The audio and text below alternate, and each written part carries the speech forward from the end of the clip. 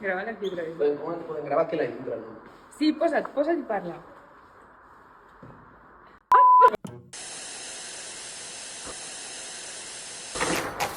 Hola. Sí. Sí, us dieu?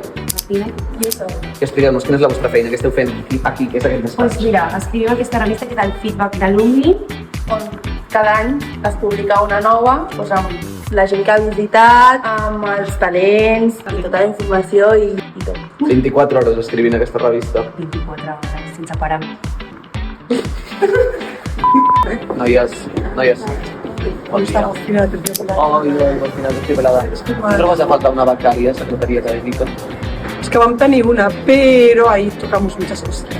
Ah, secretito. Hombre, exámenes, notitas... Però tu saps lo eficients que som els becaris de tasques? Pues ho sé.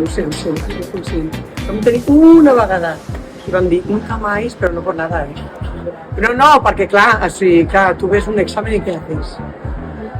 Fort. Laura, explica'ns per què vas deixar la teva feina de becària de tasca. Perquè per l'horari d'ara no puc.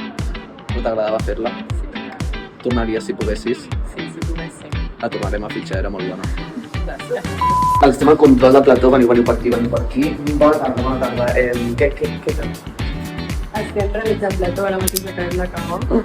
I ara segurament toquin a la ràdio. Ràdio, plató, alguna cosa més? Magatzem, per exemple. Magatzem. De material i d'explicar. És una cosa interessant, si més no complicada. I tant, perquè cada cosa que ha de marxar té la seva etiqueta i ho hem de picar una pistoleta perquè si no, si alguna cosa falta, ens busquen. Policies de la facultat. Exacte. Moltes gràcies. Moltes gràcies. Bueno, també faltem nosaltres, que evidentment també som becaris de tasca, els que fem tots aquests vídeos, tots els continguts que veieu a xarxes i també la comunicació interna, el newsletter, etc. La preparació dels actes, com veieu. Escolta, i tu què fas? Jo treballo al departament d'admissions. Jo decideixo qui entra i qui no.